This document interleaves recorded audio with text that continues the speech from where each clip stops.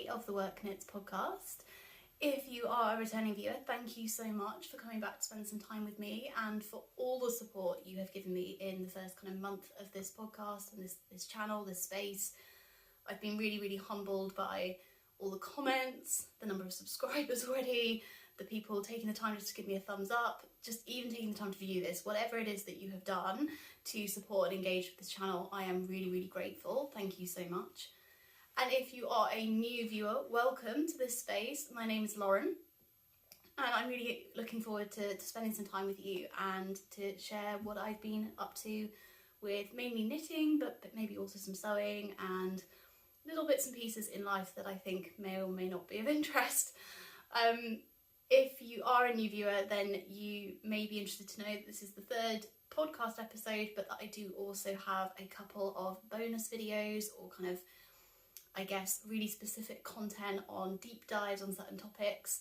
So I've produced one going through all my long-term whips, and then also 2 videos, a 2-parter, looking at everything that I have knit since I first started knitting, with an aim to really share all my learnings, all my failings, just as much as my successes, to really share that knowledge and experience with all of you. So without further ado, let's get started. We may or may not be interrupted by my cat. If you see her, her name is Bee. She's a little British blue, but she's been very cheeky and she was playing around with some paper and some of my yarn on the bed next to me just then during the intro, so sorry if you could hear some noise in the background. I am sitting today with a cup of coffee in a really old Anthropology mug, but I really love these. They've got like a kind of handmade vibe, and they used to have a gold edge, and they've got some hand painting on the inside, but these have been much loved and much used, so lots of the gold on the handle and the rim is fading. I've got quite a lot to go through today, so I would grab a cup of something, whatever your drink of choice is, and settle in with some knitting. I will also try and put some timestamps both on screen and in the description box below in case you want to jump any of the sections, because I appreciate some people have very specific things that they want to come to these podcasts for, so I'm going to experiment with using those. Do let me know how that goes.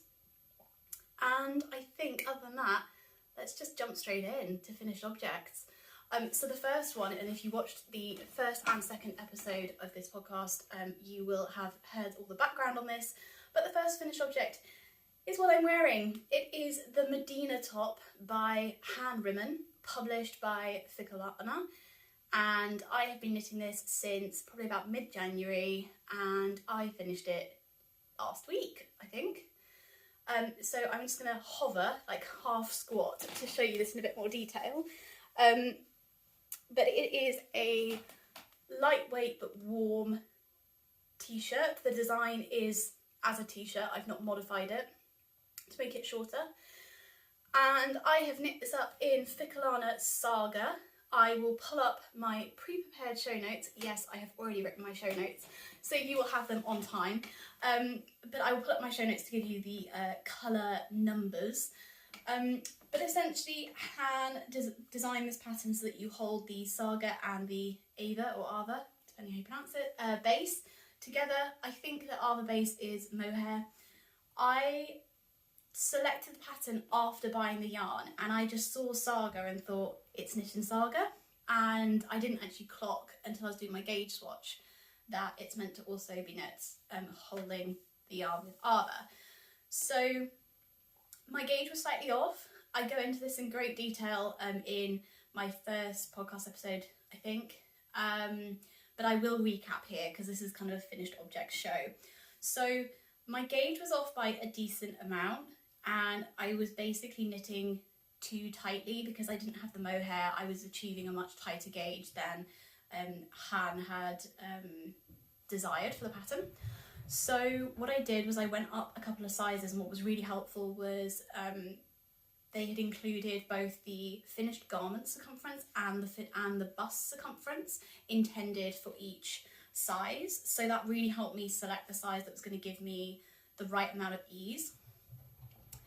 And yeah, other than that, it's a bottom up pattern, which I haven't done a bottom up sweater ever before.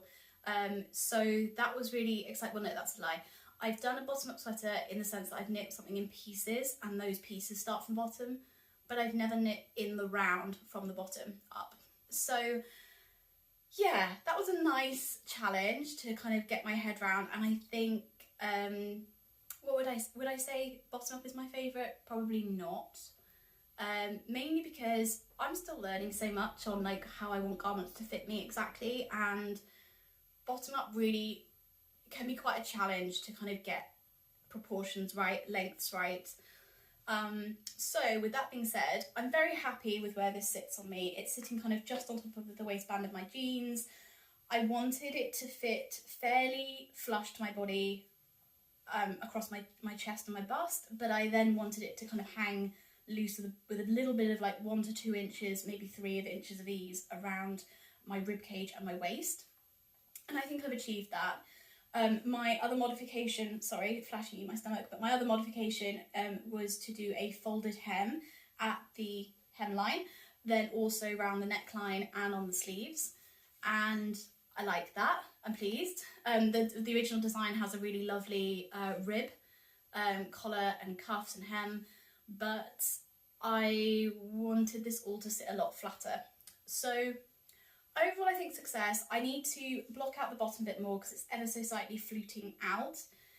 The neckline, I think, was generally a success. It sits a tiny bit proud just round here, like it sits up a bit from my neck, but I think generally pretty good. I tacked this down originally, as you will have seen in one of my others. Let me get a bit closer. I've actually done a crochet over the top, and I find that using crochet, like a single crochet, is really helpful for seaming things because it gives you that stability, but it also gives you stretch. It's like that perfect combination. I was going to do the same around the sleeves, but actually I didn't want the look of the chain on one side, if I'm making any sense, and I didn't want to, I felt I had more control with the needle and thread basically for how the outside looked. You'll see I've done the hem on the sleeves in one of the contrast colours from the colourwork, this one here. The keen-eyed amongst you will notice, however, that whilst I say this is a finished object, there are errors in it, and there is going to be a bit of a redo. Oh, this is becoming a bit classic of me. I feel like at this rate, anyone watching these videos is going to think that I never knit anything that I'm perfectly happy with. The keen-eyed amongst you will notice that this sleeve is significantly bigger than this sleeve. And the reason for that is, well, I say this like I intended to do that. No, the reason this has probably happened is I deviated from the pattern again when it came to how I knitted my armholes and the placing of the colourwork. So in the pattern, she gets you to split for the sleeves part way before you, so whilst you're still doing your colourwork is what I'm trying to say. And I knew I wanted my colourwork to sit lower. Now it's actually not sitting as low as I wanted it. I wanted it like fully under my bust. But it is lower than she's got in the pattern. The pattern, it kind of comes up here. And then I knit my armholes a lot longer. And then, yes, so I knit my armholes longer. So what I think happened was I was having to kind of make up the number of stitches that I picked up for the sleeves compared to the pattern, because having made those adjustments, the numbers were never going to be the same. But what I counted the stitches, this is the first sleeve that I did, and I counted how many stitches I picked up either side of this shoulder seam along the back of the shoulder here.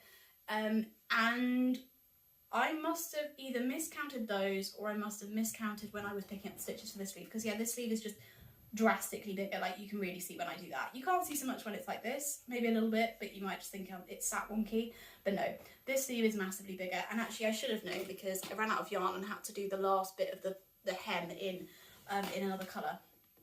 So I'm toying with, do I just rip this sleeve off sooner rather than later because then I'm more likely to do it, or do I want to just enjoy the top and just not care for a little bit? I don't really know. We're gonna have to see how I feel. But yeah, I mean, it's a finished object. I've learned a lot. It is wearable. It's just got a slightly interesting unintentional design feature at the moment. I'm going to just refer to my show notes to double check that I have given you all the details on this. What might I have missed out? Okay, I think one thing I might have missed out is knit on 3.5mm needles, and oh yes, colourways. So in the Ficalana Saga, the main colour is colour 978, which is like their mushroom colour. And then the mustardy colour is also Saga, and that is in colour 366. And then the like burgundy purple, basically the darkest colour you can see, is colour 121. The other colours that I've used in this colour work, so the really hot pink is it's actually from a British yarn producer called Knoll Yarns. They produce massive like on the cone quantities of yarn, and this was actually a yarn intended for weaving. It's their super fine lamb's wool, like really fine, like not even lace weight, like half of lace weight. In the weaving world, and some of you may be weavers and you'll know this, but there's like there's these like micron, if I've got this right, there's like micron numbers and counts, and they use kind of this code for the weight of the yarn, whereas obviously in knitting we've got like lace weight, fingering weight, DK. That doesn't really apply in weaving. Anyway, it's lamb's wool, Knoll Yarns. I held 2 strands of it, so it's essentially at lace weight, knowing that I'd get quite a loose gauge, and also knowing that because of the way it's incorporated, it's in like stripes, so I knew it wouldn't impact the width of my knitting for those sections as much as it would have if the colour work was like 1x1 or whatever. That there wasn't going to be those floats and the difference in float tensions. So I took a bit of a gamble, but it's worked fine. And that's in a colourway called Papaya. It's beautiful, it's like a pinky orange. And then you may or may not be able to see, there's also a white in here. That is a strand of a 2-ply tweedy white yarn from Uppingham Yarns on the cone. I don't know its name. I don't think it's like it's not hand dyed or anything like that. It's a kind of commercial yarn, but very rustic, non-superwash. But I just had some in stash, so I grabbed a bit of that. But yes, generally really happy with it. Loved the experience of knitting it. It was a really well written pattern, and also like very, very well translated into English. When I first went to find the pattern, I was assuming it would be in Danish, Norwegian, a Scandi language, and that I was going to have to translate it using Google Translate, which was actually kind of partially one of the fun things that I was like, oh, this is going to be great. Like, I'd love to knit a pattern that's in another language. But actually, I think it's June Thompson, I think I've got the name correctly, really kindly I say really kindly, I hope she was paid to do it, but she translated it into English. And the translation was very good. Sometimes knitting patterns I think in knitting patterns, different nations knit in very different styles, which then drastically affects the way the patterns are written. So as a whole, I'd say my experience is that Norwegian and Danish knitting patterns tend to be a lot less hand-holdy than US-based knitting patterns. So US-based knitting patterns take you through literally step by step by step, and lots of them will also link you to video tutorials. So you could really go into that pattern not knowing many things about the techniques being used, and it would teach you along the way. Whereas old style Scandi patterns, and also actually some old style English knitting patterns, they kind of assume a level of knowledge. So they're just very different, and I think that is reflected when you're then trying to translate them from a different language. There may not be words for abbreviations that they use, or kind of knitting lingo that might not directly translate. All of that to say, I think June did a really, really good job. So yes, this is my Medina top by Han Rimmon. Really, really pleased with it. I don't think I'll be rushing to cast another one on. I've obviously still got this to fix. I don't think I'll be rushing to cast another one on, just because it was quite an involved project, and obviously because for me it was my first bottom up in the round. That took a bit, but yeah, I think I would come back to it in the future. I think that's all I've got to say on that.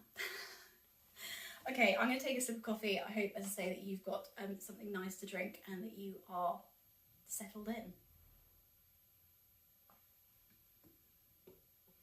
Okay,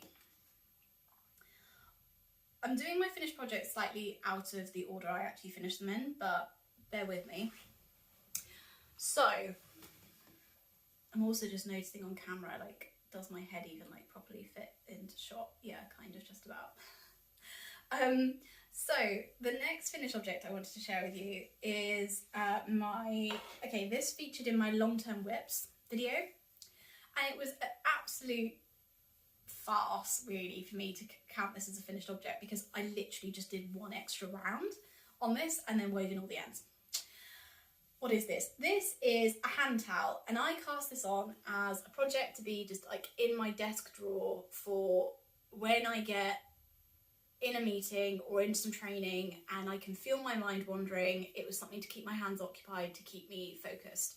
And this is knit in a Rowan yarn. I think in my previous video I said it was the glacé cotton base, but it could be the Summer Light base. They've got two kind of cotton bases, and I have a feeling the Summer Light one is more matte, whereas the glacé one is more like shiny. Anyway, it's in cotton, it's in the shade Mineral, and I essentially knit, the centre portion is knit on 3.5mm needles. It is a knit and purl textured pattern, essentially like a broken rib, but you break it in kind of long chunks. So you do 2x2 rib for, I don't know, like 5, 6, 7 rounds, or like rows, and then you do 2 rows of garter. And I got the stitch pattern from a WI, that's Women's Institute, knitting book that like a stitch dictionary that I've had since I was like 10, that I bought in a charity shop. I would link it, but I don't think they publish it anymore. But there are loads of stitch dictionaries you can find, and any kind of stretchy, ribby texture would work. And then what I did was I went around the edge of that, and with a 3mm crochet hook, I picked up, did a chain all the way around, and then I kept going round with a 3mm crochet hook. I'm going to shimmy forwards again to show you this properly. So I kept going around, and in doing that, I'm not a crocheter, so I'm kind of just making this up, just playing around. But essentially what I did was, if you picture the top of a crochet stitch and it's kind of got like 2 legs, instead of crocheting under both of those and picking both of them up, I just went under one of them, and it was always the back leg. From how I was looking, it's always the back leg that I picked up. And what that does is creates almost like you can see, it creates like rows.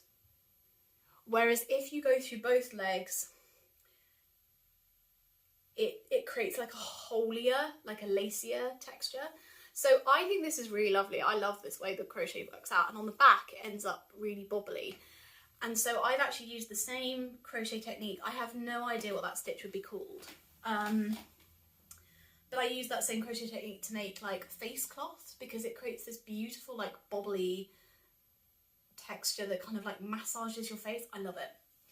And then in the corners I just did some I just basically went into the same crochet stitch twice.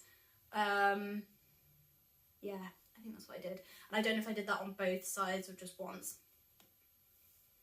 I don't know. Something. I bodged it. Proper crocheters, professional crocheters, will be able to comment below and tell me what it is that I've been doing, but I've just made it up. Anyway, I'm very excited for this hand towel to be in our bathroom.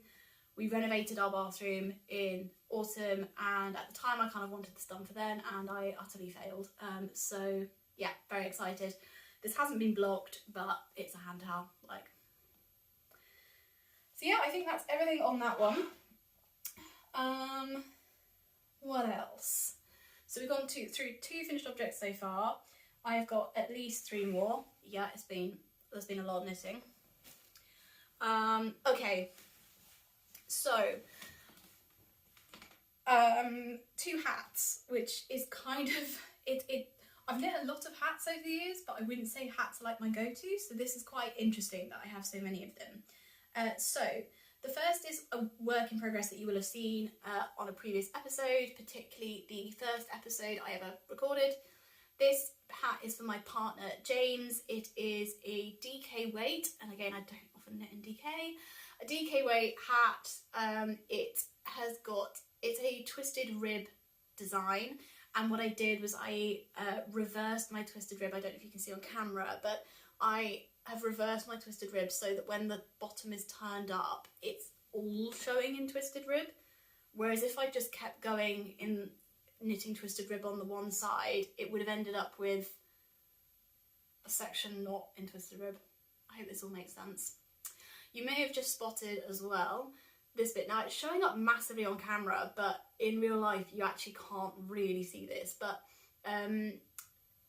my cast on edge, and I discussed this in my first episode and I said I was going to fix it, and I just thought my other half really doesn't care. In fact, he hasn't even noticed it. So I did a long tail cast on and I ran out of part of the yarn, the end that's not live. I didn't keep enough yarn to do the full cast on, so then I had to like bodge the last bit, and I was going to go back in with a crochet hook and just like even out that tiny little ridge, and that would have perfected it, and I think no one would have known. As it is, my other half like wears these hats daily pretty much. He cycles into work and like dons a hat to keep his head warm, and yeah, he just like chucks his hats in his bag. So he doesn't treat them, it's not like he treats them badly, but he doesn't like treat them in a precious way. And so I'm like, well, for the extra 10-15 minutes going back in to edit something that he's not even going to really notice. Anyway, really happy with the crown decreases on this. I have written down how I did those, so I will have to get back to you on those so that I can give you the details, because I really like this. Yeah, I was really happy. And this is knit on 4mm needles in a Women's Institute DK yarn. It was gifted to me by a friend who knows I like knitting, and I've been wanting to knit it up for ages, and now is my chance. I don't know exactly what the yarn content is, but I think it does have quite a high acrylic content, but actually that works quite well given how hard wearing my other half is on his hats. Okay, and I'm back. I just had to quickly reset my phone. It was shouting at me that it was running out of storage space, so apologies if I looked like I was kind of trailing off with my thoughts there, but was just really conscious I might lose a load of video. So, excuse me. Yeah, I think that's basically what I was going to say on this hat. I think I was talking to you about my decreases, and yeah, I was really happy with those. I've experimented quite a bit, and the thing is I never really tend to write them down, and that's a real error. But essentially with this one, what I did was in twisted rib, I knit one through the back loop, purled one, and then the next two, I knit two together through the back loop. And then I did that for the whole round. Then I knit around normal, just knit one through the back loop, purl one. And on the next round, I knit one through the back loop, purled one, and then on the next couple of stitches, I knit two together. So then basically what I'm doing is I'm getting to the knit parts of the rib, two knit columns to combine, and by decreasing them through the back loop on one side and then knit two together on the other side, you're essentially creating like a kind of, you're making them combine into a point, which I thought looked really quite nice. I'm going to try and, I don't know if you can, there we go, hopefully you can see kind of, there's like an edge, my finger's going to point up here, there we go. You can kind of see they're combining together. And then I just knit, and then once I'd done that double, 3 rows where I'd done 2 sets of decreases, I then knit just straight for like 5 rows. And then I basically did the same thing, drawing 2 knit pillars together, and then knit straight and then decrease, and then just wrap my stitches, my yarn through my last few stitches.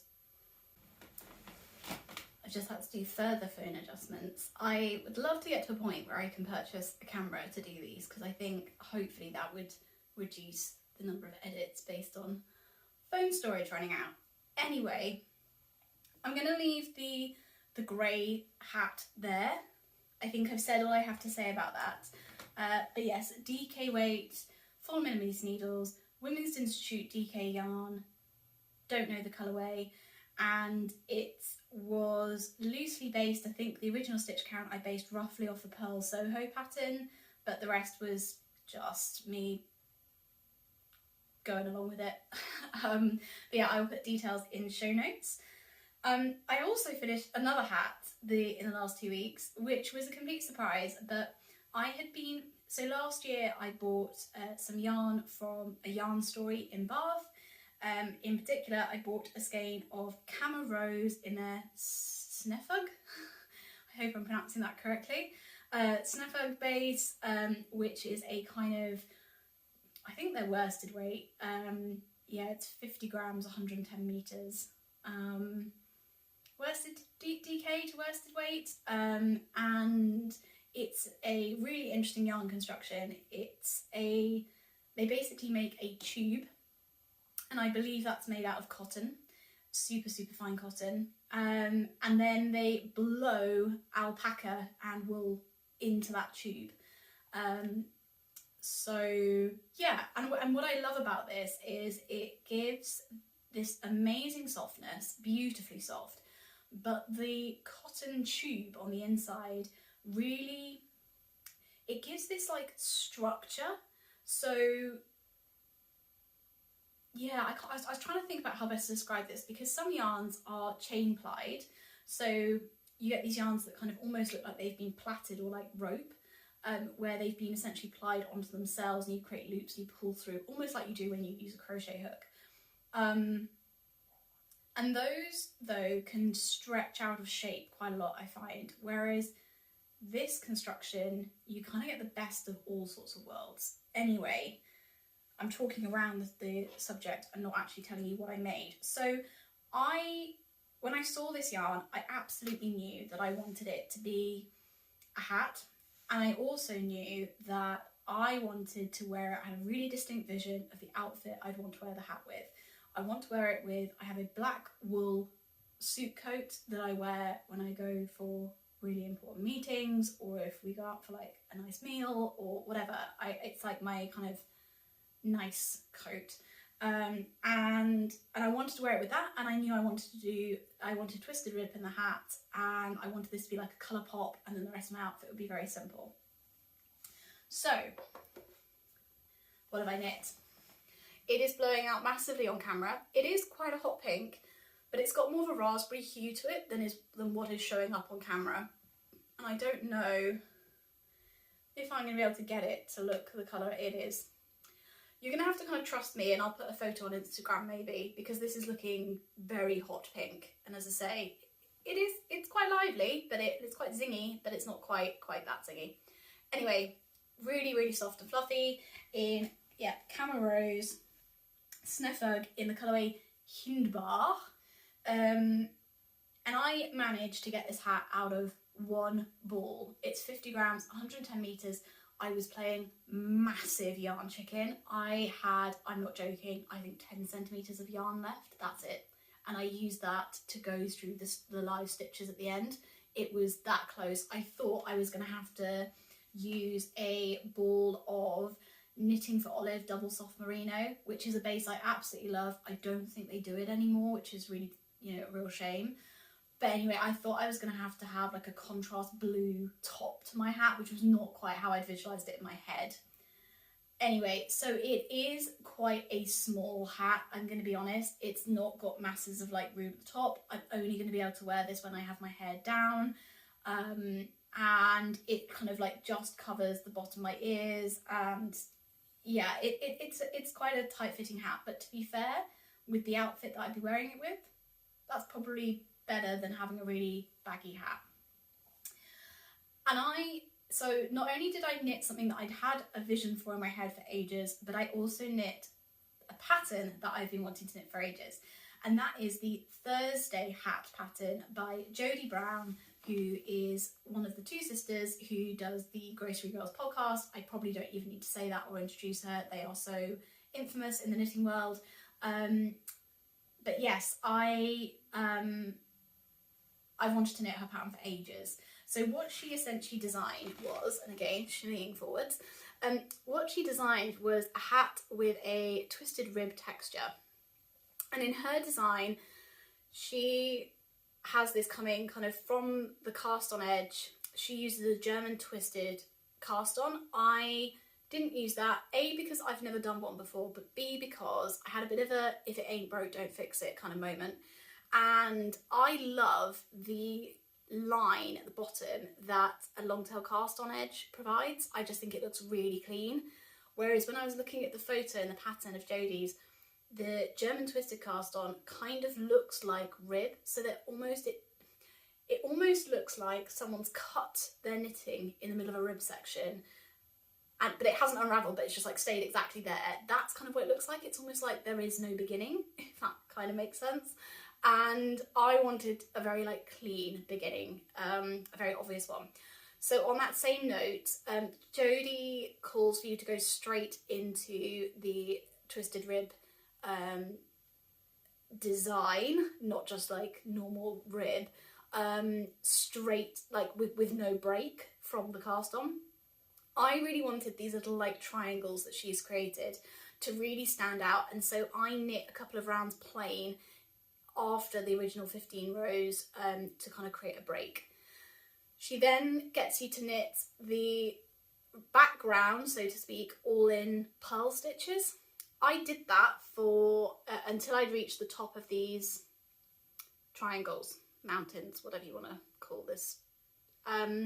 So I knit these sections in purl and obviously in twisted rib here.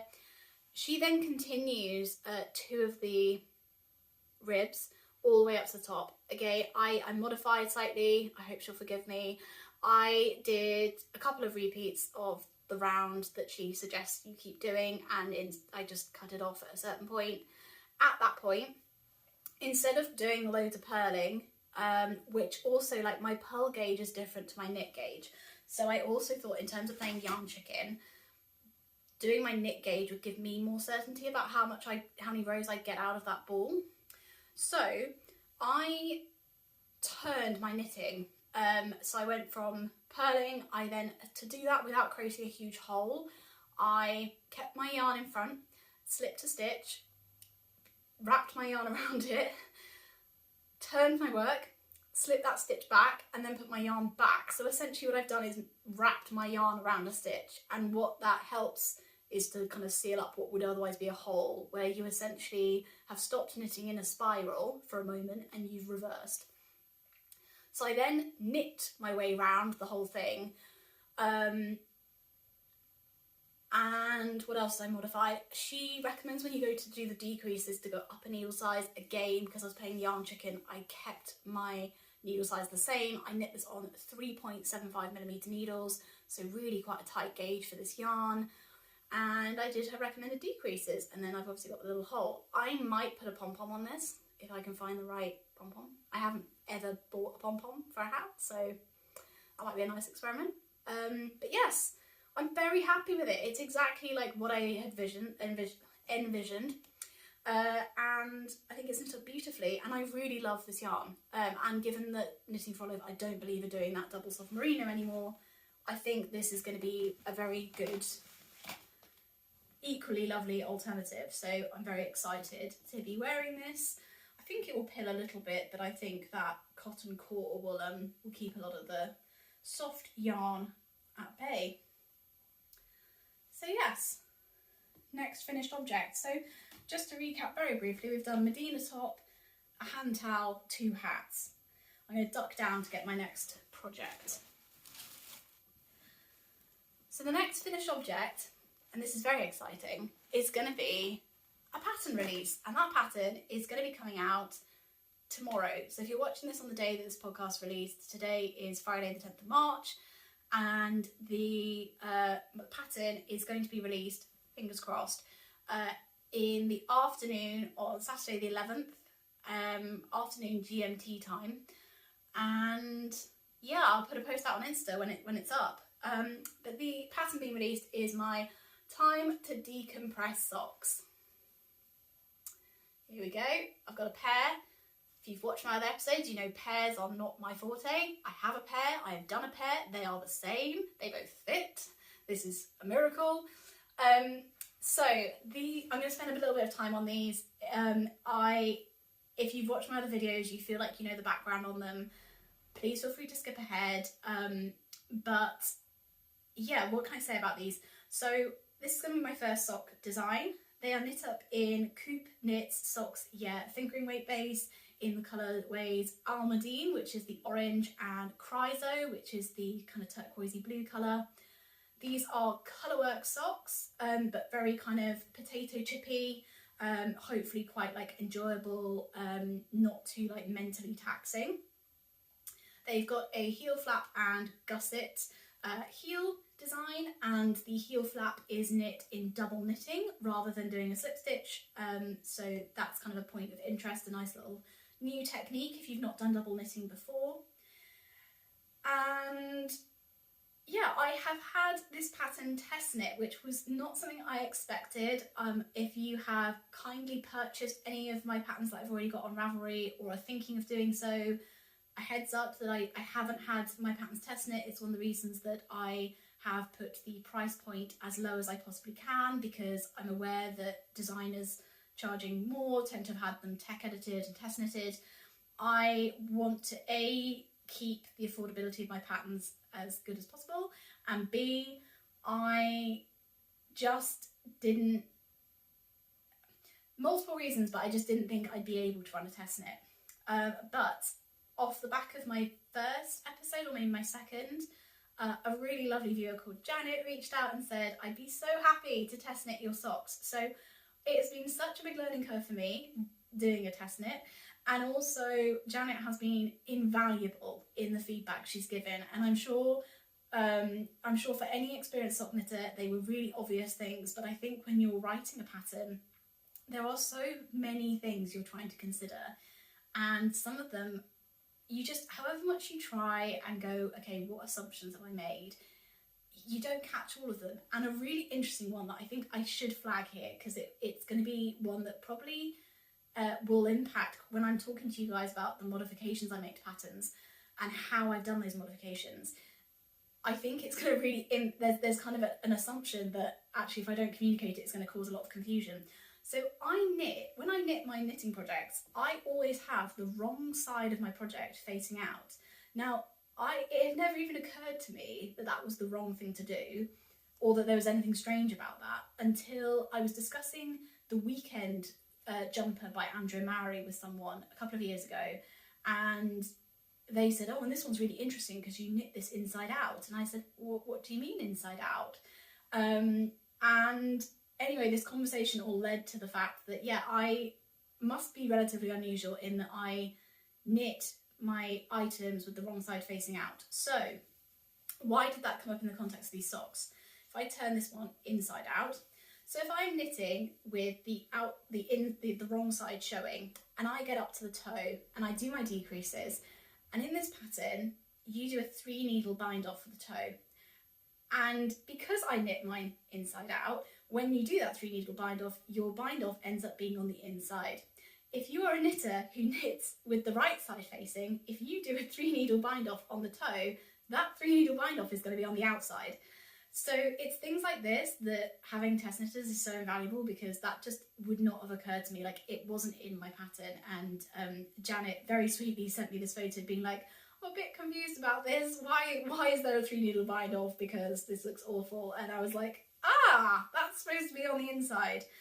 So yeah, test knitters, absolutely invaluable. Compared to this sample knit, we have moved the bore marker in the beginning of round. What else have we changed? We have changed some of the decreases and how we do those.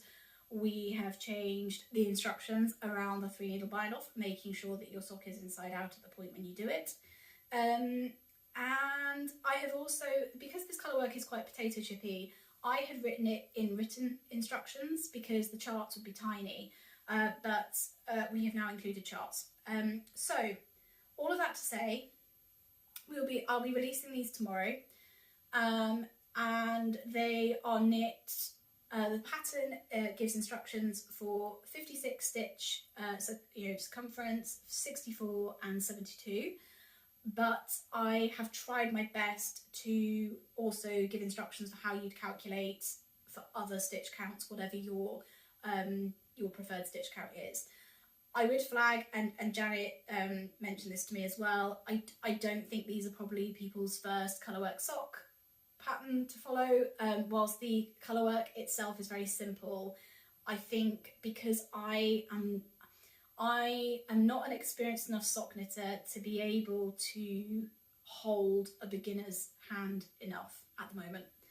I know that sounds a bit counterintuitive because I myself am early in my knitting journey for socks, and therefore I should know what beginners are thinking about, but actually for pattern designing, I think to write a pattern that is beginner friendly is actually a really, really fantastic skill that I do not yet have. So yes. Oh, that feels like a lot of info. But yes, I really love these socks. I have knit these up in a 64 stitch count. I actually need to check in with Janet on what stitch count her socks are. She probably has mentioned it to me somewhere and I've just missed it. But I will put these up on Ravelry. I will also put the pattern on my website in case anyone still has issues with Ravelry. And I will also be knitting up a 72 stitch pair very soon for my other half. So excited to do that. Okay, that is, I believe, it now for my finished objects. Wowzers, quite a few. There was some things I thought would be in my finished objects that haven't been.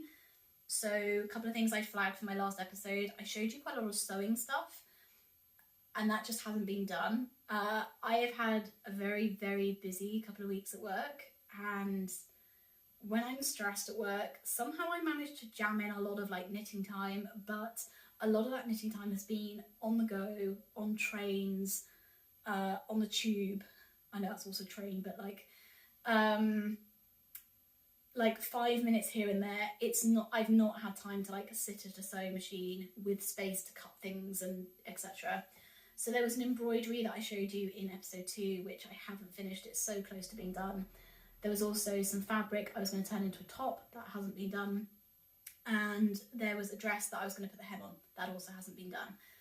I have the day off today. I have a couple of plans to see some friends, but I might also do some sewing as I have a long weekend. But yeah, that is finally it for finished objects. Okay, sip of coffee before I go into works in progress.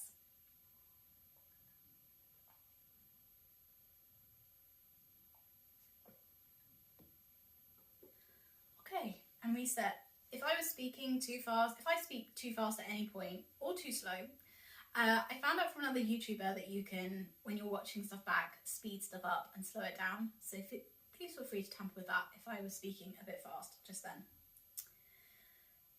Okay, next up, and I'm just thinking how best to show this. Sorry for the rustling. Okay, got my knitting bucket. So last podcast episode, I showed you a self-drafted raglan that I had started and was knitting in Wool Dreamers Manchalope, which is a kind of unspun pencil roving yarn in a kind of stone colour. I was holding it double on 3.5mm needles. Well, this was originally going to be just a plain raglan sweater, all in the Manchalope, and I was talking to you about trying to get another cake because I didn't think I was going to have enough. I've got 2 cakes and this is my first one and how much I'm through with that. I don't even know what happened. I went completely rogue, and if you follow me on Instagram you will have seen, but I just started adding in a load of colour work. So this has evolved. Oops, my bag of scrap yarn is now on the floor. This has evolved massively. So this is probably looking quite bizarre at the moment, and it's probably looking quite small for me. Don't panic. So trying to press out all the colour work here so that you can really see it. What have I done? I have got a really, really wide neckline. I'm going to go back to this pickup stitches, bring it in, and then do a really, if I can, quite a big roll, turtly neck, roll neck collar. I brought in the colour work because I was on a colour work kick. I went through my stash and just sorted everything, and I have a whole bag. This is in a really cute bag from Beautiful Knitters. A whole bag full of like one-off cakes of fingering weight yarn. This is a Jameson Smith 2-ply jumper weight in one of their grey shades. I've got like little tiny balls of whole super soft, again 2-ply, but like it's not enough to do any project of its own. And I'm putting all those scraps into this colour work, and I'm just going with whatever makes me happy. And the reason it looks so small is I haven't actually finished what would be the armhole yet. I am steeking this. So you might be able to see down the side, I've got some steek panels, and I'm pretty close, I think, to getting to the point where I no longer want to steek. So I will need to, I say this. So I did this first. You might be able to see there's kind of two holes. So this first steek panel, that was supposed to be a steek for the armhole, and then I was just going to knit the body straight with no steek. But having looked at it, I think that body, I'm wanting something really oversized and comfy and like very much like a, oversized, comfy, almost like a I've knit my boyfriend's sweater kind of look. And so what I might actually do, because this is still not going to be wide enough for this to be, really oversized on me, I might steek the whole side of so I'm going to knit the whole thing in the round, and I'm going to steek both the sides. And then I'm going to pick up stitches for this and make side panels going horizontally. Maybe even in like garter stitch, I don't know, we'll see. But I think I'm going to almost make like what's going to look like a tabard, like a kind of slip over to begin with. And then I'm going to knit the sides, and then I'll go back in and pick up the sleeves and pick up the neckline. So it's become a very adventurous project. I was knitting on this obsessively for 2 evenings. That's when I did all this colour work. And then I realised, and I will come on to this in a minute, but there's another project that needed more attention. And so I took this off the needles because I needed those needles. And it's just sitting and waiting patiently, but it will be picked back up because I love this. This is a real exciting project for me. I have steeked before. I steeked a cardigan that is still a work in progress. I just need to finish the sleeves. But the steek went well. Like, I like steeking. I don't find it too scary. That being said, in this colour work, I have got strands of superwash yarn, and superwash yarn is a lot less sticky. So whereas my last steek project, I did a crochet reinforcement, I think on this one I'm going to have to do a sewn enforcement. And yeah, what can I say about this? It's got one of the scraps. I'm not going to go through every single colourway, mainly because some of them I don't know, and some of them, like, I'd just be here for ages. There's like honestly about 10 to 15 different yarns in this already. But some ones I would pull out that I've been really enjoying. One is the Hedgehog Fibre Sporty Singles. I've got a skein of that in Pheasant, the colourway is, and it's beautiful. It like goes from oranges and greens and pinks, and it's like variegated, but it's not so extreme that it pulls, and it's also it helps me blend and fade with other colours because it's got so many colours in it. And then something else I've got in here is Garth Nor Pentland base, which is a fingering weight 2-ply, and it's in like their Berwyn colour, and it's beautiful. I bought one skein of it and then basically realised there wasn't anything I could knit with just that one skein that I really wanted. So I've incorporated it in here. It's the dark blue. I don't know if you can see, but it's like up here and in here, and then I dragged it here, and then this then gone into green. Anyway, it's beautiful and lovely to knit with. I'm going to leave that one there. Okay, if you are still with me, we've got another 2 works in progress for me to show you.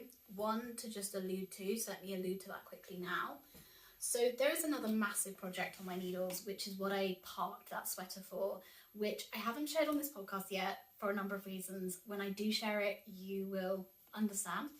But it is one of my own designs. It is an absolute beast of a project, and it's taken a huge amount of time.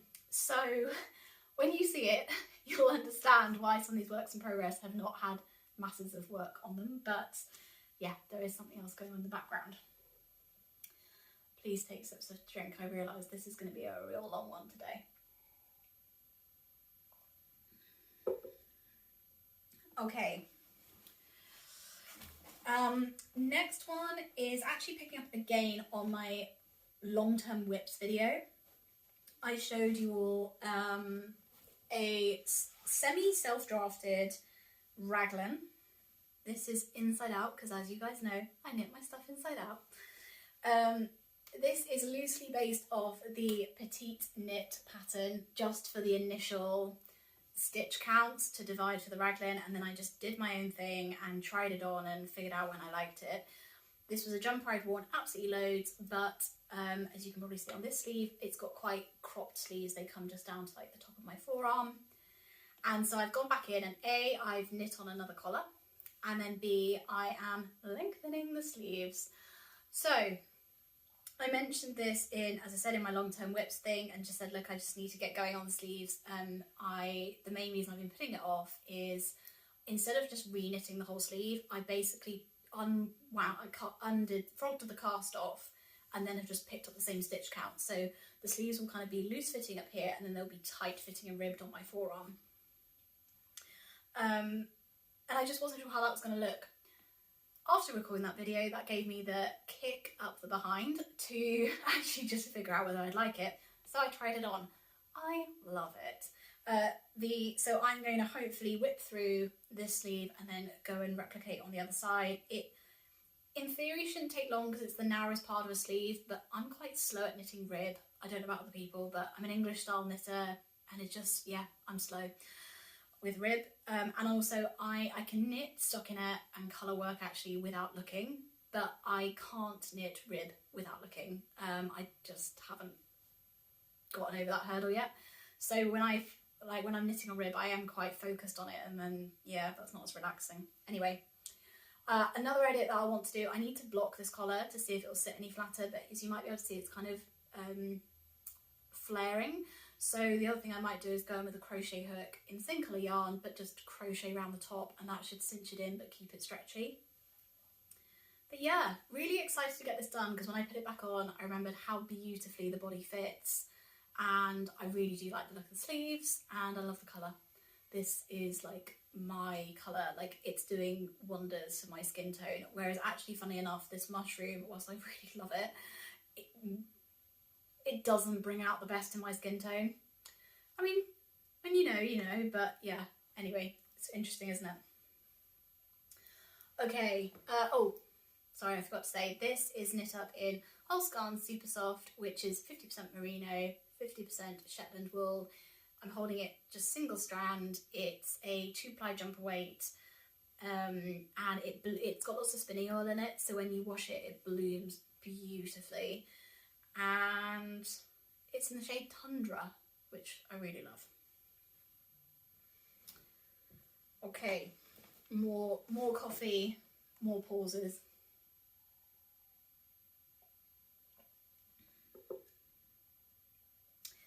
This last work in progress that I'm going to share with you today, I'm really excited to share. It's not had as much progress on it as I wanted it to. So for those of you who watched my second episode, I have purchased some yarn from Pixie Yarn, who is a hand dyer in Somerset in England, which is where I live. And I had this design in mind to knit a pattern that was like an homage to Somerset.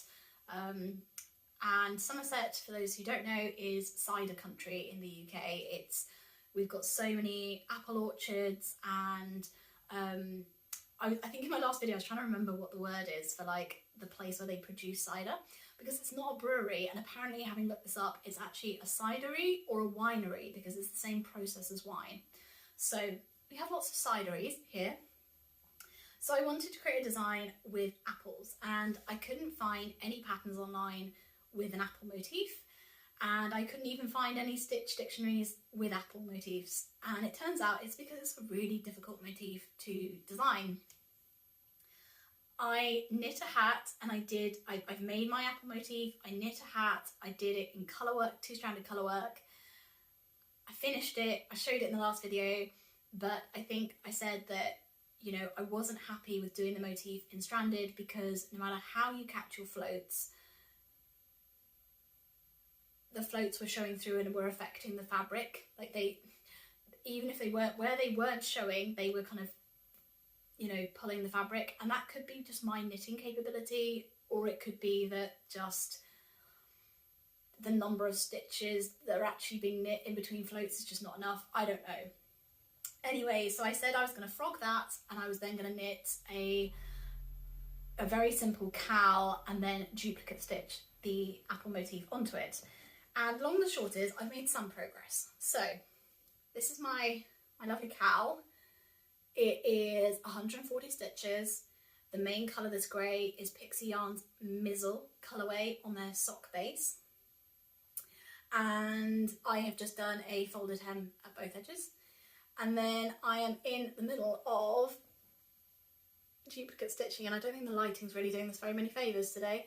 I'm duplicate stitching on apples, and there's going to be red and then green, and the green just need their little leaves. So I've done a whole round of the red, although most of them are minus their leaves, and then I'm just starting the green. And I'm kind of alternating the starting point of them so they kind of interlap or like intersect. What am I thinking with this? I absolutely love the yarn from Pixie Yarns. I love the idea of a project, as I said, that is homage to Somerset, also supporting some other Somerset makers. Do I think I'm going to be able to release this as a pattern? Probably not as a kind of whole like finished design thing, but what I could do is release the motif and to show some product pictures of how I've applied that motif, and then leave it up to the knitter as to whether they duplicate stitch the motif or whether they colourwork knit the motif, because there'll be some more talented colourwork knitters than me who are able to make that all work. So I think that is what I might do, because the duplicate stitch, the reason I thought this would work better is you keep the stretch in between the apples because it's not constricted by floats, and you can yeah, but you're kind of still generating that intricate detail, and I think that is working, but it is really time consuming covering an entire cowl with duplicate stitch. And the other thing is, with these little leaves, they're such small portions of colour that I've ended up carrying some of my yarn across the bag, and then that kind of ends up undoing the whole point. I mean, not completely, it's still got more stretch than the hat did, but the inside could look quite messy is what I guess what I'm trying to say. And there's lots of like tiny little ends on each apple. It's just, I think the idea is there, I haven't got the execution yet. But what I could do is just release the chart for the motif and release some ideas for what you could apply it to and what kind of stitch counts you're going to need to apply it. You know, if you're wanting to do alternating apples like this, what kind of stitch counts you're going to need to work with. So I think that's where I'm up to, but I cannot speak more highly of the yarn. The yarn, I bought the yarn myself, but Pixie Yarns did very kindly kind of help me pull together a set that wasn't otherwise available online, so that was very generous of them. But yes, it's a beautiful, so that the background is Mizzle. The pinky reddy gorgeous blend, I don't know how well you guys will be able to see this, there we go. The pink is called Sunshine and the greeny blue is called Someone, and just the depth of colour is just stunning. I'm definitely going to be buying more yarn from her, and I love the way the colour plays. It doesn't pool, but it variegates very rapidly, like at the same time. So yes, really stunning. But anyway, that is my progress. I am still looking forward to it, but it's just a bit longer in the making than I expected. Right, I think that is going to be it for works in progress today. I was going to do a couple more sections on yarn acquisitions, which I've got a couple, like just a small set of yarn acquisitions. I've got some future knitting ideas, but maybe I might need to leave those to the next podcast episode, let's see. And I got a couple of comments on previous videos and over on Instagram, just like asking for a bit of background on me. So that won't be everyone's jam. I will leave that right until the end in case people want to skip that bit. But yeah, I was also just gonna, now that there's almost 300 of you following along and more viewing than that, I was just going to give some background. So, yarn acquisitions, again, if this is not your thing and you want to skip, timestamps are below. For those of you who are interested, let's do a quick look at what I've got. Rustle, rustle. Okay, so I have tended not to knit worsted weight projects because worsted weight yarn is quite expensive to get the meterage. Obviously you're paying for like the amount of fibre and processing, and a lot of worsted yarns are quite dense in terms of how much fibre they've got in them, and therefore they're quite expensive, and then there's a lot of processing involved. All that to say, I haven't knit that many worsted weight projects, so when I saw that there was a yarn that I've been looking at for ages on sale for an amount that was absolutely mind-boggling, I was like, okay, I have to get this. So Kate Davies, who's a prolific knitwear designer, you've probably all heard of her, she has produced her own yarn range a little while ago now, a couple of years ago, and one of those, I think her yarn range is called Tier. I hope I'm pronouncing that correctly, or maybe that's the name of the worsted base, I'm not sure, but she produced her own worsted weight base, and let's have a look what it says on here. So it's just got Tier on the label, and it may be that she only produced a worsted weight yarn, so maybe it is both the brand name and the base name, but it is a 60% Highland wool, 40% alpaca yarn. It's 50 grams is 65 meters, 71 yards, and this particular shade is Glameig. It's kind of like it's like a reddy brown burgundy colour. It's coming up more red on camera than it actually is.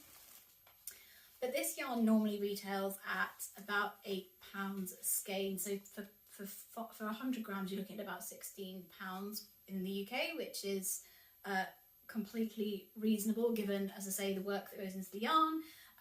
But I have just, it's not been in my budget at times when I've wanted to knit with it, and then at other times I've been distracted. Anyway, this was on sale on and I've written down the website. This was on Black Sheep Wools for £3.99 a skein, which meant that I could get 8 skeins for £30 in the UK. I'm sharing these details not, I know that some people don't necessarily like to discuss the cost of yarn, but I think it's important if there are people who've wanted to knit with a certain weight or a certain particular yarn, if there are times you can find it that makes it in your price range, I feel like it's good to be able to flag those opportunities to people. So I'm not necessarily raising an opinion on whether £30 is too much or not very much money, or like I'm not stating anything about the amount, I'm just being factual that that's what it was.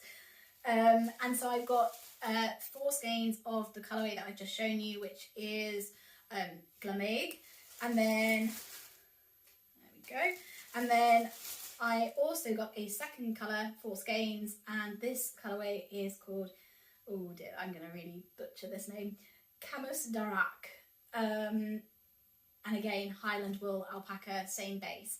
So 8 skeins total, 4 of each colour, and I could knit these into a garment, but I actually think I have been craving knitting up a like highly cabled like bib or collar.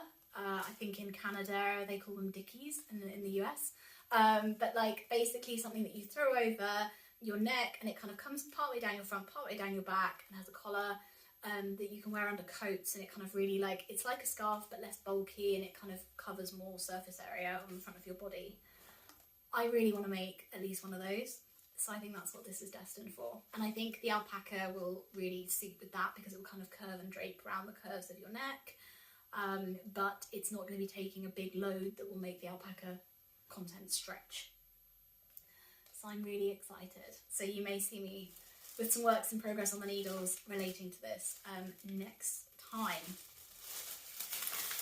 Okay, I think, oops, I've just dropped that on the floor. We're just going to go for it. Oops a daisy. I think that brings us quite nice. So that was it for acquisitions. And I will put the details of the website that I got those from on my show notes. And yeah, you won't see massive acquisitions from me. I don't have budget to be buying yarn all the time. That being said, over the last 7 years, I've acquired a decent amount of stash. The company that I work for, during lockdown, also had a subscription to a wellbeing site, and one of the things you could get on there, you kind of got a budget to spend on things that were wellbeing related. A pretty decent budget, I might say, and one of the things on there was a kind of learn to knit thing, which essentially gave you coupon codes for yarn from a UK yarn shop, one shop in particular, and so I had a decent amount of money to buy yarns from that yarn shop during the course of the pandemic, and I made full use of that. So that was pretty handy. But otherwise, yeah, you won't see me with massive acquisitions. That being said, now that I'm doing a podcast, I want to keep things interesting. There are loads of yarns I'd love to use, and if it's of interest to all of you to see those, then I'm very happy to show more. I am investing more in my hobby, so yeah, who knows, there may be some more yarn acquisitions than I'd maybe originally intended. I am heading to a fibre festival, my first one, in the end of April.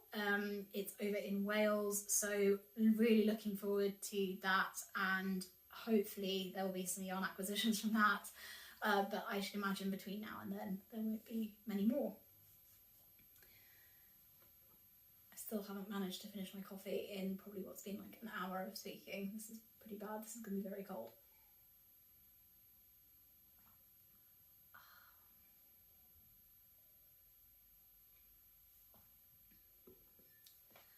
Okay, if you're still with me, then I figure you're not going to mind me talking about future projects or future knitting plans.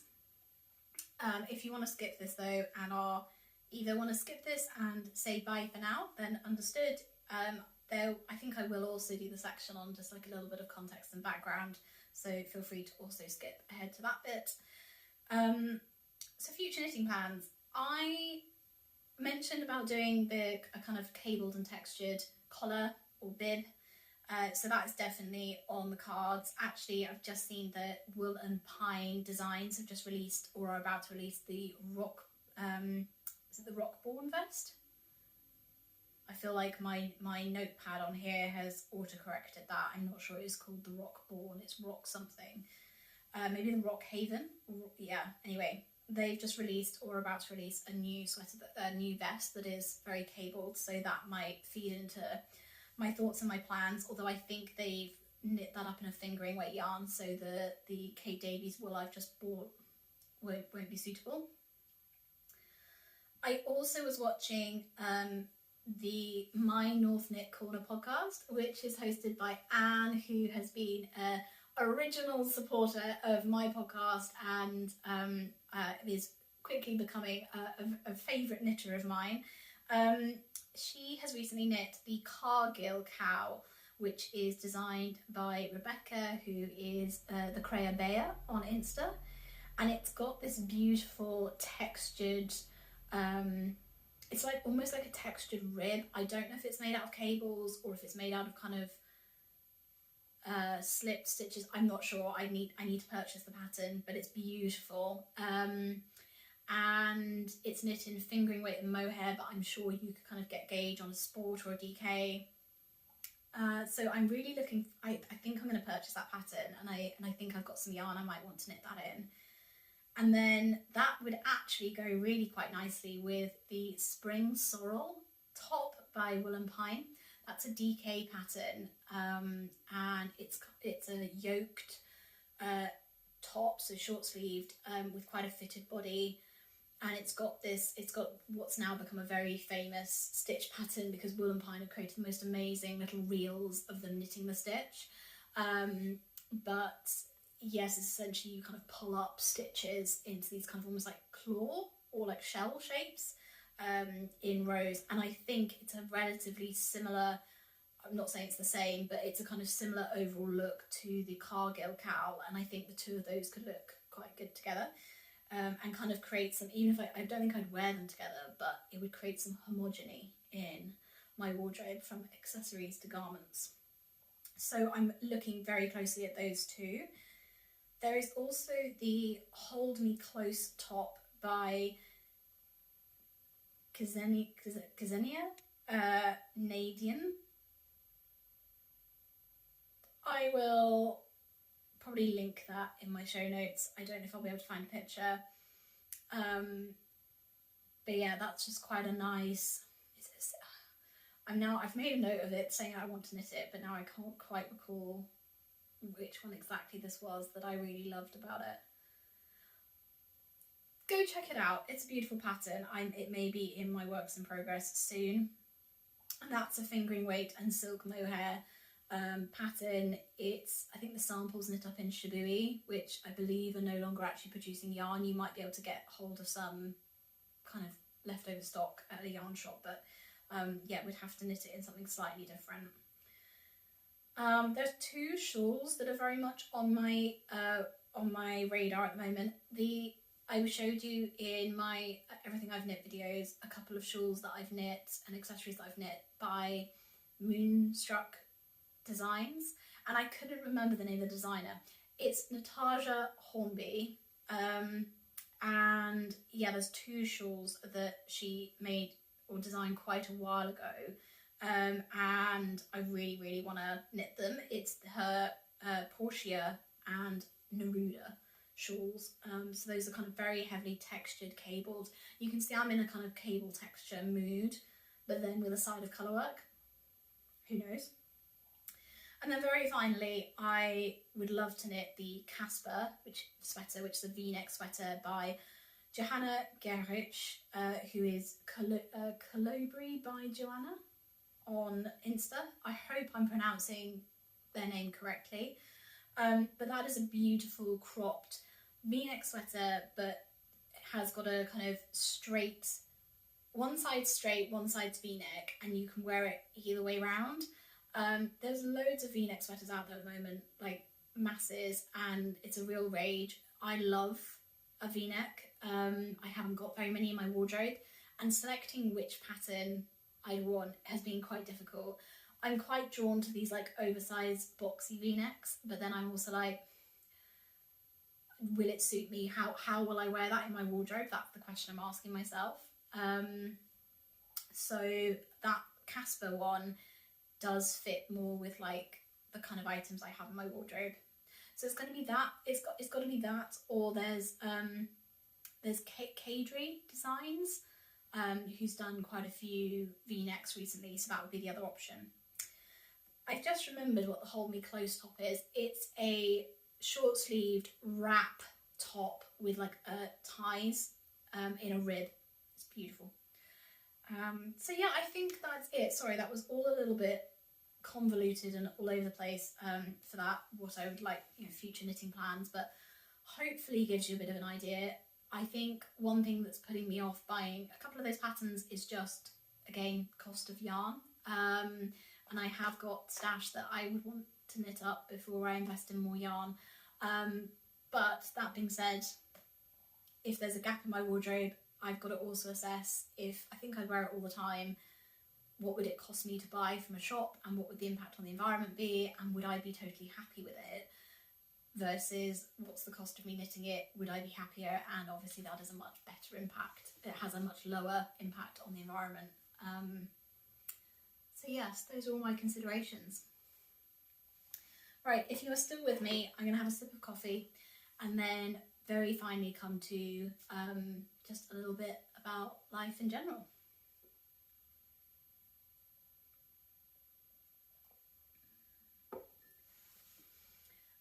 Okay, so It feels a bit strange, really, to be sharing about life in general, but at the same time, as I've mentioned a few times, I am a podcast watcher myself, and you become very invested in people, and you're spending this time with me, and I think, you know, context is always key to things, and yeah, I just want to be as real and open as possible, whilst also, like, there are some details that are just either not interesting or it's just not appropriate to share. So we'll see how often I kind of do these sections, but to kind of give a broader introduction to myself. So as many of you will know, I live in the southwest of England. I've mentioned it a couple of times.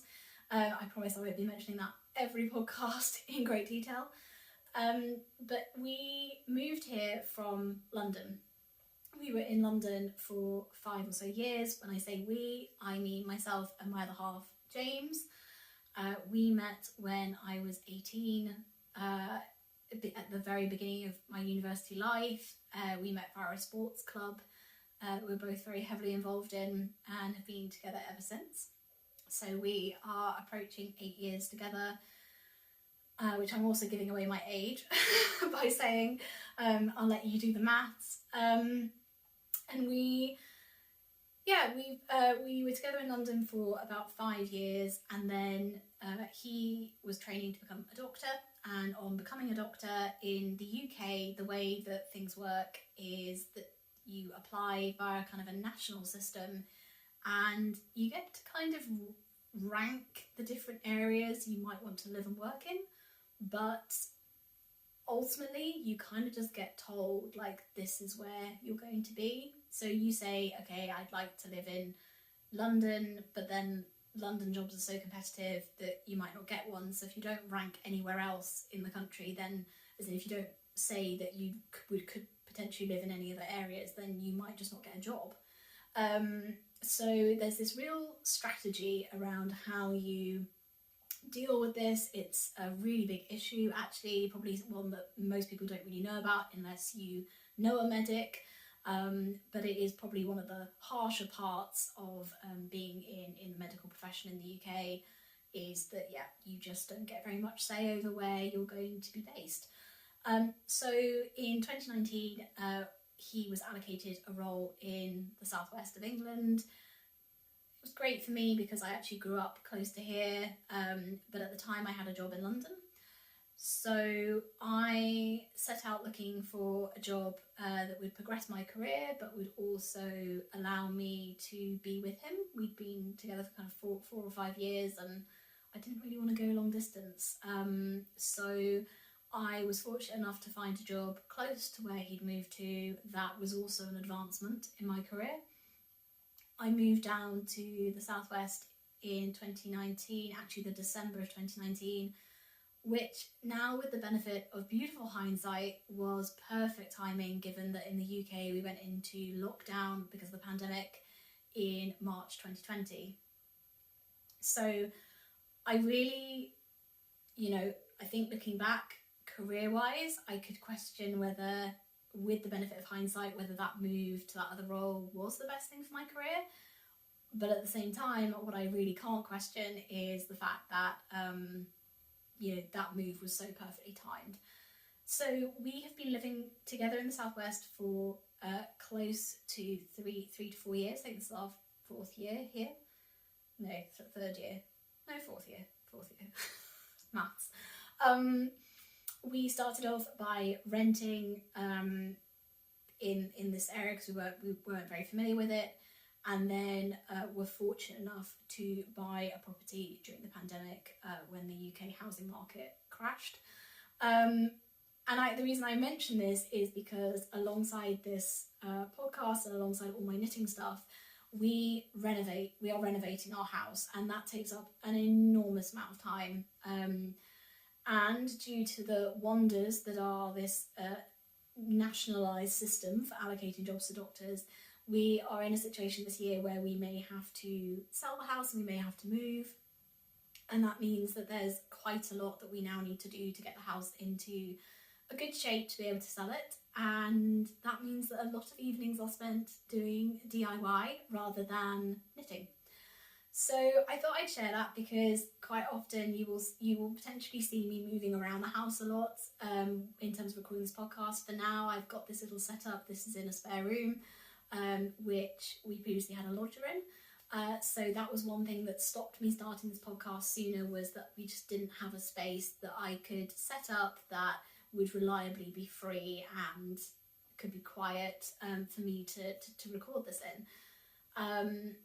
So yes, so loads of DIY and lots of knitting, as you know, but I do all of that around a job that I commute back to London for. So this is the other kind of key piece of context in terms of why the number of things I make will fluctuate over the weeks, and why things like sewing are slightly harder for me to insert into my life. So I during the pandemic moved jobs again, and I moved to a job that's actually based in London, but because of the pandemic I was working remotely, and then I am now returning to hybrid working, or I have been returning for over a year and a half, and I have a 6-hour round trip every week, if not 2 of them, depending how I work it. I either stay up in London for a couple of nights, or I go there and back in a day, but maybe do that twice in the week. But I spend a lot of time on trains, and some weeks I'm able to take that time as me time, and I can knit and I get loads done. Other weeks I end up working on the train, which means I'm working from about 7 in the morning through to about 9, 10 at night, which is some very long days.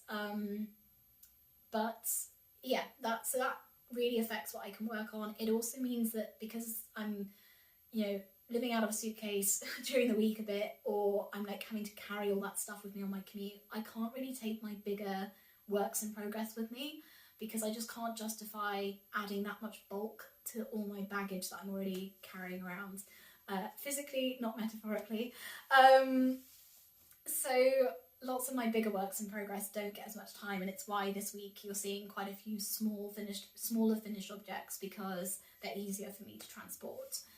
And yeah, I'm trying to think what else might provide kind of key context to the podcast. Some people have asked me why have I called it work.knits. So I wear a huge amount of my knitwear to work in the city. I am in a corporate job, like an office-based job, in a professional services company, and knitwear is not, like, handmade clothing is not the norm. So lots of people ask me where I get my clothing from, and then I get into a whole conversation about the fact I made it. Anyway, I wear my knits to work kind of kept getting reduced down into these are my work knits, is how I was referring to them.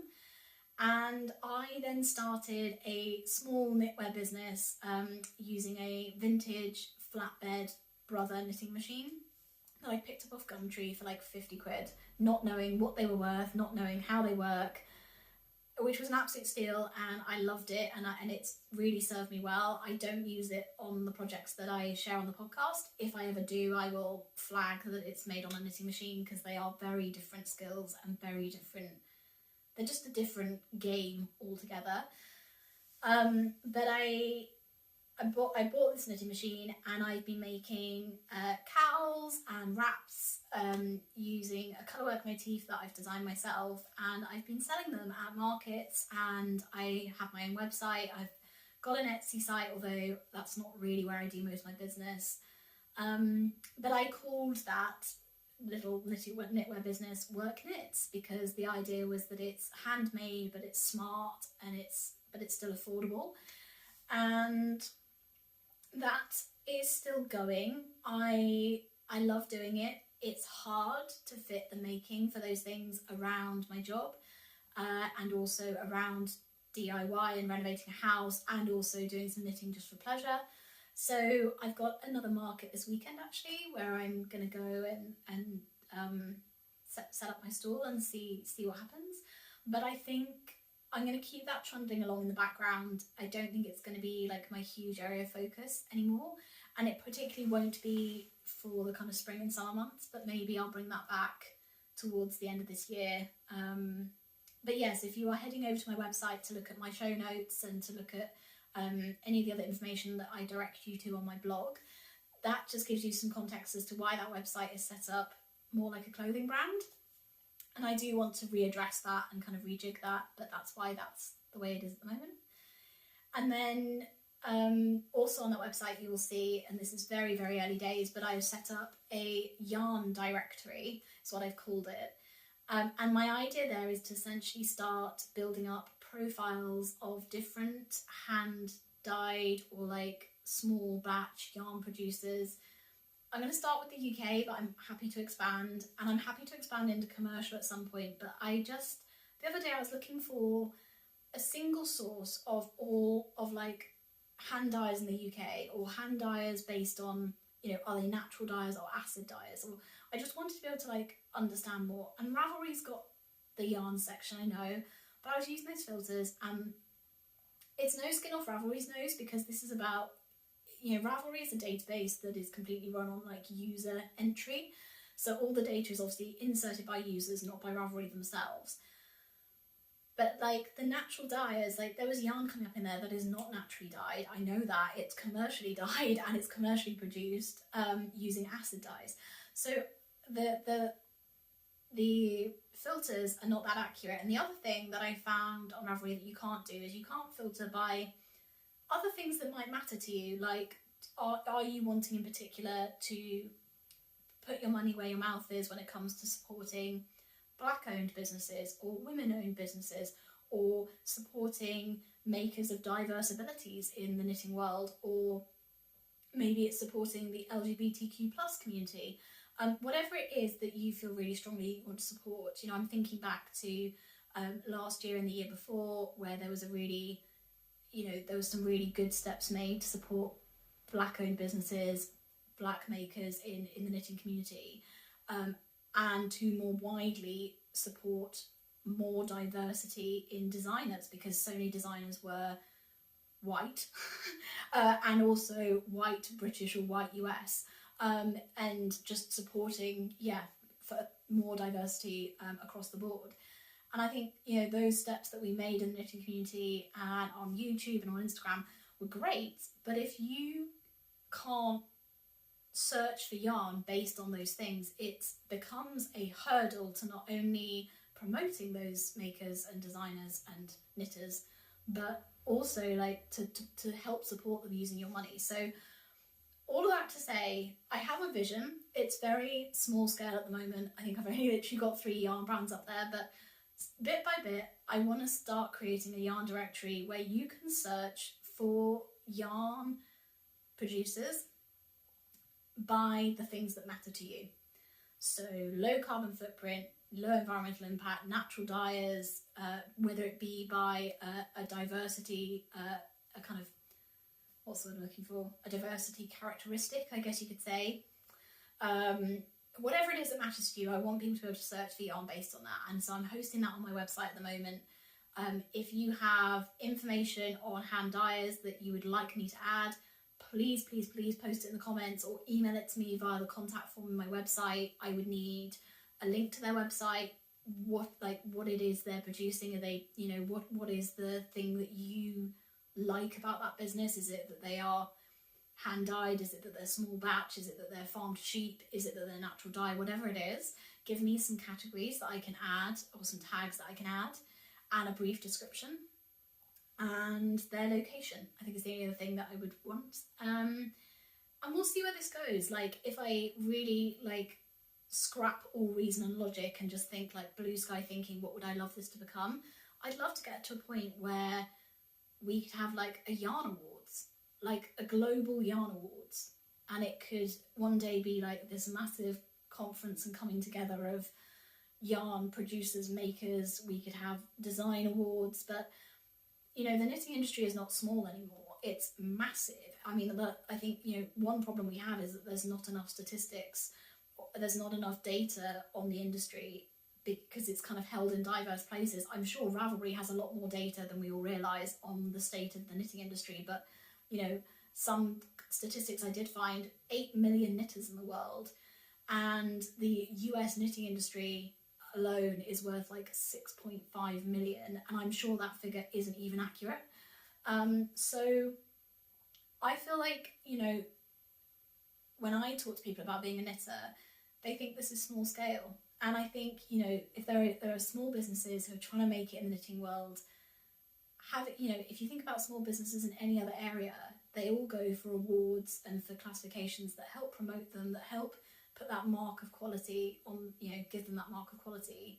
Why can't we have the same in the knitting world? That's my question.